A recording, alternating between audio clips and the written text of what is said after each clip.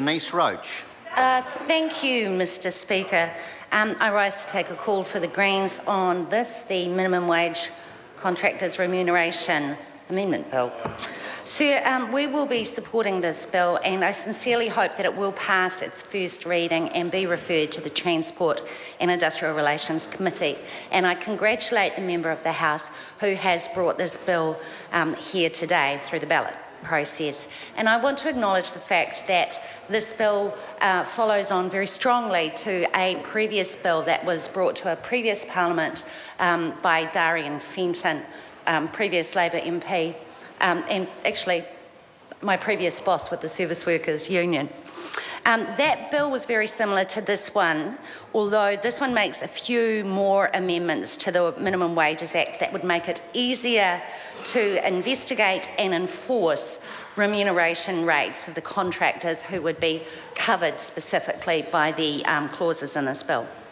So the Greens support an industrial relations environment that is fair to those who work, and it's fair for employers too.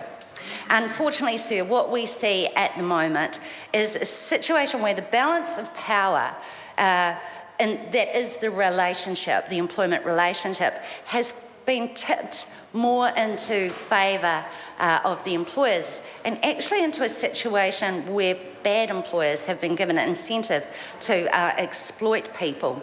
And we've seen this government deliberately and systematically undermine the rights of ordinary working New Zealanders and allow exploitative practices to flourish. And I'll give you a few examples. The previous speaker alluded to some of them.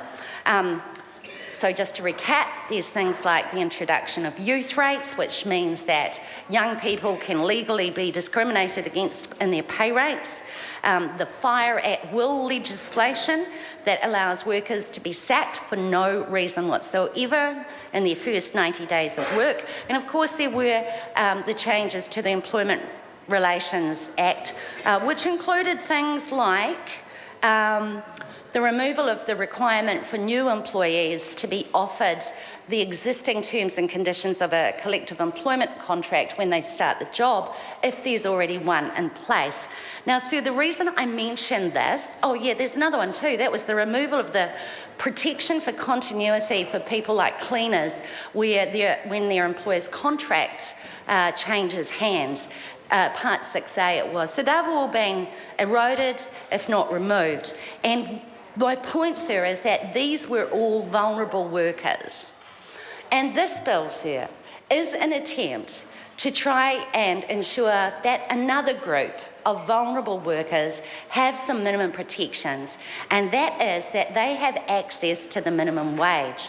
Sir, we see it time and time again, where certain workers are exploited, they are taken on and called contractors, and I've seen it in my home community. I've seen it with a cleaner there who was in tears when she told me that she had to work longer hours despite the fact that she was not being paid any more money because she was a contractor.